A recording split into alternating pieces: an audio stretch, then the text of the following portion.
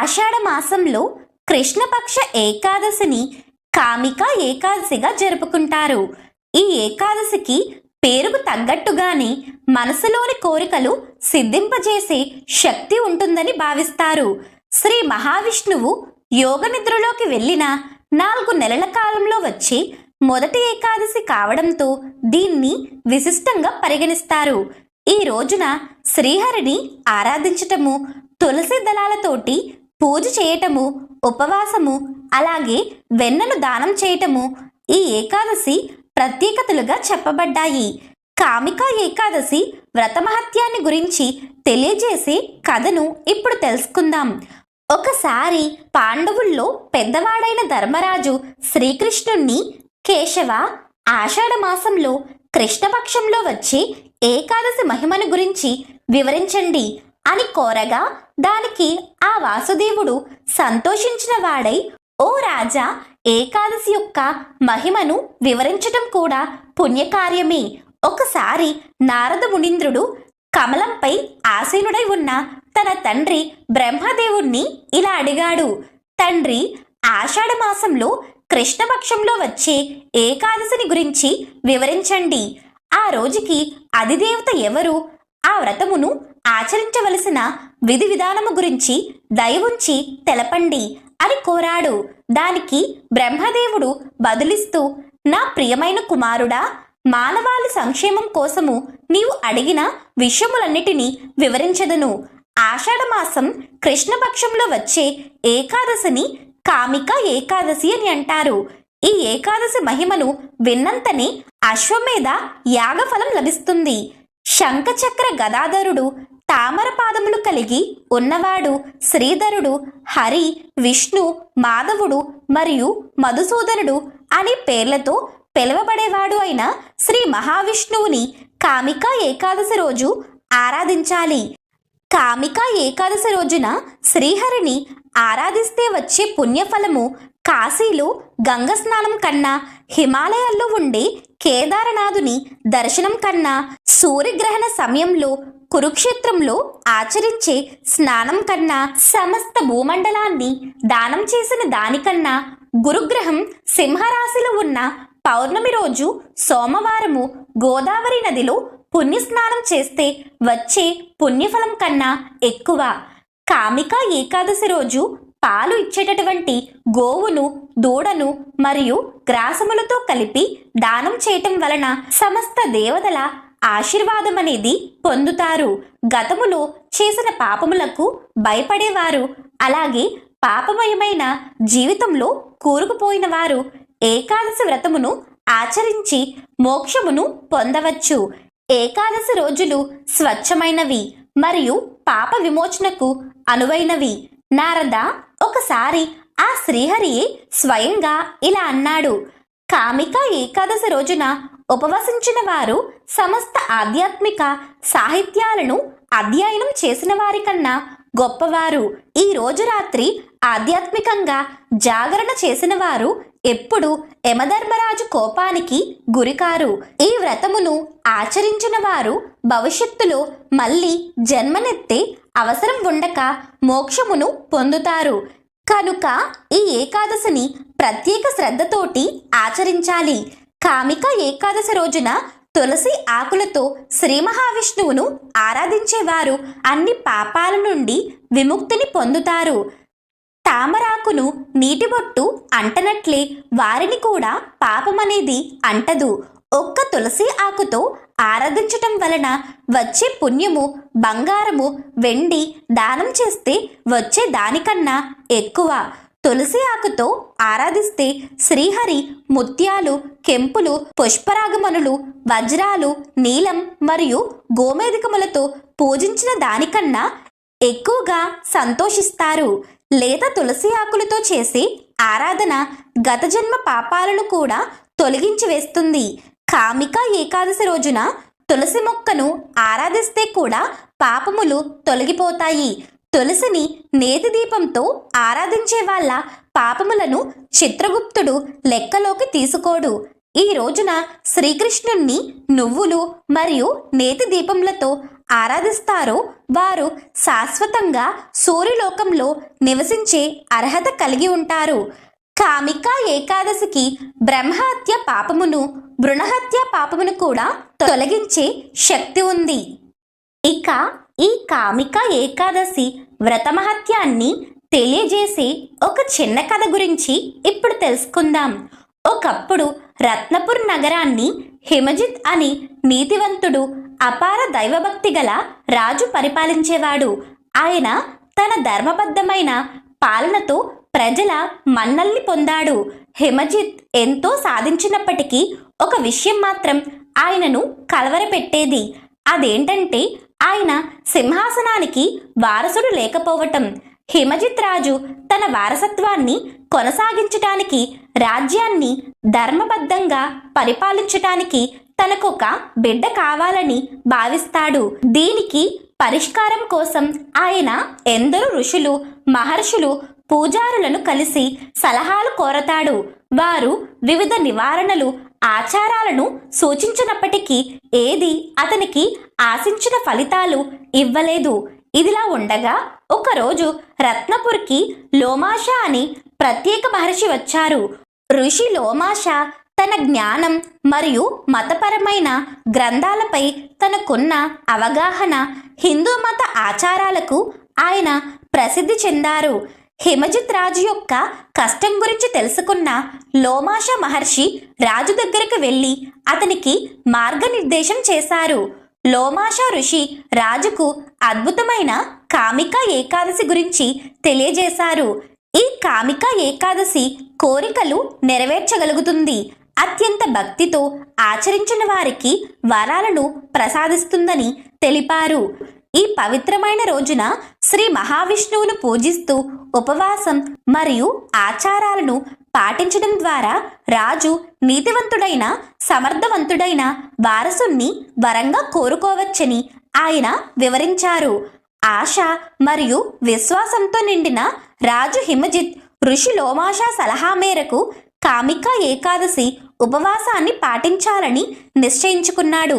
శ్రీ మహావిష్ణువు ఆరాధన కోసం అతను విస్తృతమైన ఏర్పాట్లు చేసుకుంటున్నాడు. ప్రతిదీ చాలా భక్తితో, ఎలాంటి తప్పులు, లోపాలు లేకుండా జరిగేలా చూసుకుంటాడు. కామికా ఏకాదశి రోజున రాజు హిమజిత్ సూర్యోదయానికి ముందే నిద్రలేచి పవిత్ర నదిలో స్నానం చేసి పూజకు తగ్గట్లుగా సాంప్రదాయ వస్త్రధారణ చేసుకుని, ఎటువంటి ఆలోచనలు లేకుండా స్వచ్ఛమైన మనస్సుతో ఆయన ఆలయంలోకి ప్రవేశించి శ్రీ మహావిష్ణువు యొక్క పూజ ప్రారంభిస్తారు. పవిత్ర శ్లోకాలు పఠిస్తూ, ప్రార్థనలు చేస్తూ విష్ణు భగవానుడికి సుగంధభరిత పుష్పాలను, తులసి పత్రాలను, ధూపదీపాలను సమర్పించాడు. పవిత్ర జలాలతో శ్రీ మహావిష్ణువు యొక్క దివ్యమంగళ విగ్రహానికి అభిషేకం చేశాడు. అచంచలమైన విశ్వాసంతో శ్రీ మహావిష్ణువు ఆశీస్సులు కోరుతూ రోజంతా భక్తిలో నిమగ్నమయ్యాడు. రాత్రివేళలో కూడా రాజు హిమజిత్ తన ప్రార్థనలు, ధ్యానాన్ని కొనసాగించాడు. అలసట మరియు ఆకలి అతని భక్తికి అడ్డుపడలేదు. లోమాష ఋషి సూచించిన విధంగా అన్నపానీయాలు మానేసి వ్రతాన్ని చాలా శ్రద్ధగా పాటించాడు. రాజు యొక్క అచంచలమైన భక్తి మరియు అంకిత భావానికి ముగ్ధుడైన మహావిష్ణువు రాజు యొక్క సంకల్పాన్ని పరీక్షించాలని నిశ్చయించుకున్నాడు. శ్రీ మహావిష్ణువు ఒక భిక్షువు వేషం ధరించి రాజు వద్దకు వచ్చాడు. భిక్షువు రూపంలో ఉన్న శ్రీ మహావిష్ణువు రాజును భిక్షము అడగగా ఉపవాసం ఉండి బలహీనంగా ఉన్నప్పటికీ రాజు హిమజిత్ ఆనందంగా ఆ భిక్షువుకి సేవ చేశాడు. రాజు యొక్క దాతృత్వానికి మరియు నిస్వార్థతకు సంతోషించిన శ్రీ మహావిష్ణువు తన నిజరూప దర్శనం ప్రసాదించారు. సంతోషంతో పొంగిపోయిన ఆ రాజు శ్రీ మహావిష్ణువుకి సాష్టాంగ నమస్కారం చేశాడు. శ్రీ మహావిష్ణువు రాజును ఆశీర్వదించి వారసత్వాన్ని కొనసాగించే నీతివంతుడు మరియు సమర్థవంతుడైన కొడుకుని వరంగా ప్రసాదించాడు. కొంతకాలానికి హిమజిత్ రాజు యొక్క భార్య గర్భం దాల్చింది. ఆమె గుణవంతుడు మరియు నీతివంతుడు అయిన ఒక యువరాజుకి జన్మనిచ్చింది. యువరాజు తన తల్లిదండ్రుల సంరక్షణలోనే పెరిగాడు. అతనికి ధర్మం మరియు కరుణ యొక్క విలువలను తల్లిదండ్రులు అతనికి నేర్పించారు. సమయం వచ్చాక అతను సింహాసనం అధిరోహించి తన తండ్రి కోరుకున్నట్లుగా రత్నపు రాజ్యాన్ని చాలా తెలివిగా మరియు న్యాయబద్ధంగా పరిపాలించాడు. హిమజిత్ రాజు కథ విశ్వాసం, భక్తి మరియు కామిక ఏకాదశి శక్తిని వివరిస్తుంది. ఇక ఎంతో పవిత్రమైన ఈ కామిక ఏకాదశి రోజు పద్మపురాణంలోని ఈ పవిత్ర కథను విని తరిద్దాం. పూర్వం చోళరాజు శ్రీ మహావిష్ణువును ఆరాధించేవాడు. అతను ఎంత బంగారం దేవునికి సమర్పిస్తే అంతగా భక్తులను అనుగ్రహిస్తాడని బాగా నమ్మేవాడు. కొద్దిగా ధనం, అహంకారం కూడా అతనికి ఉంది. ఇతను ఒకరోజు శ్రీ మహావిష్ణువుకు బంగారు ఆభరణాలు, వజ్ర వైడూర్యాలు సమర్పించి బంగారు పుష్పాలను చేయించి వాటితో శ్రీ మహావిష్ణువును పూజించాడు. ఇలా ఉండగా ఒకరోజు రాజుగారు గుర్రం మీద పోతుండగా ఒక బ్రాహ్మణుడు శ్రీ మహావిష్ణువు యొక్క విగ్రహాన్ని తులసి దళములతో పూజించడం చూస్తాడు. వెంటనే గుర్రాన్ని ఆపి ఆ బ్రాహ్మణుడి దగ్గరకు వెళ్ళి ఇలా అంటాడు, ఓయి, నీవు చేసే పని ఏమిటి? దేవాదిదేవుడు అయిన శ్రీ మహావిష్ణువుని దేనికి పనికిరాని తులసి ఆకులతో పూజిస్తావా? నీ దగ్గర ధనం లేకుంటే ఊరికే ఉండాలి, కానీ దేవుణ్ణి అవమానించకూడదు. నువ్వు చేసిన పనికి శ్రీ మహావిష్ణువు కోపించి నీకు మోక్షమివ్వడు అని వెళ్ళిపోతాడు. రాజుగారి మాటలు విని బ్రాహ్మణుడు స్వామివారితో, స్వామి, ఏమీ లేనివాడను, నా దగ్గర ఈ తులసి దళములు నైవేద్యం తప్ప ఏమీ లేవని శ్రీ మహావిష్ణువును తులసి దళములతో భక్తితో పూజిస్తూ ఉంటాడు. ఇలా ఉండగా ఒకరోజు బ్రాహ్మణుడు శ్రీ మహావిష్ణువుకి వండిన నైవేద్యం తీసుకురావటానికి ఇంట్లోకి వెళ్ళగా వండిన నైవేద్యం కనిపించలేదు. దానికి బ్రాహ్మణుడు ఎంతో బాధపడతాడు. ఇలా 2 రోజులు జరుగుతుంది. 3వ రోజు వండిన ఆహారాన్ని దొంగిలించేది ఎవరో పట్టుకోవాలని నిశ్చయించుకుంటాడు బ్రాహ్మణుడు. 3వ రోజు కాపు కాచి దొంగను పట్టుకుంటాడు. దొంగ వైపు చూసి జాలిపడి, వట్టి నైవేద్యం ఏమి తింటావు అని అందులో నెయ్యిని వడ్డించి ఇంకా కొద్దిగా నైవేద్యం చేసి భుజించమని చెప్తాడు. వెంటనే ఒక చేతితో నైవేద్యం నోట్లో పెట్టుకుని తిని దొంగ రూపంలో ఉన్న స్వామివారు తన నిజ రూపంలో దర్శనమిస్తారు. అంతటా బ్రాహ్మణుడికి సంతోషం పట్టలేక మాటలు రాలేదు. స్వామి, నన్ను అనుగ్రహించారా అంటాడు. దానికి స్వామివారు, బ్రాహ్మణోత్తమ, తులసి దళములతో నన్ను పూజించిన వారిని నేను తొందరగా అనుగ్రహిస్తాను. ఒక్క తులసి దళం నవరత్న వజ్ర వైడూర్యాల కంటే కూడా గొప్పది. మిక్కిలి నాకు ఎంతో ఇష్టమైనది. నన్ను రోజు తులసి దళములతో పూజించిన పుణ్యమే నిన్ను వైకుంఠానికి తీసుకుపోవటానికి మార్గంగా మారింది అంటాడు శ్రీ మహావిష్ణువు.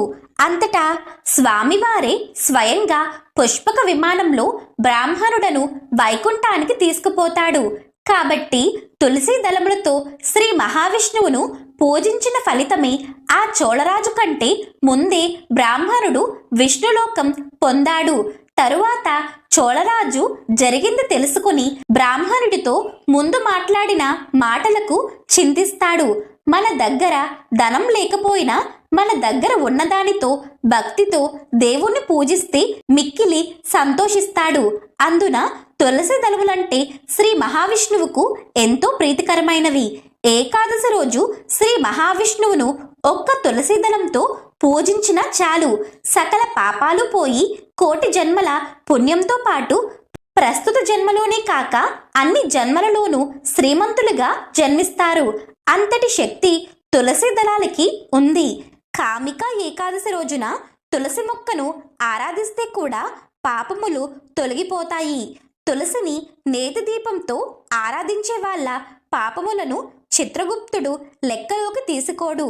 ఈ రోజున శ్రీకృష్ణుణ్ణి నువ్వులు మరియు నేతి దీపములతో ఆరాధిస్తారో వారు శాశ్వతంగా సూర్యలోకంలో నివసించే అర్హత కలిగి ఉంటారు. ఈ పవిత్ర కథను కామిక ఏకాదశి రోజు వినటం చెప్పటం లేదా చదవటం వల్ల జన్మల పాపాలు పోతాయి, ఐశ్వర్యం సిద్ధిస్తుంది, కోరిన కోరికలు నెరవేరుతాయి.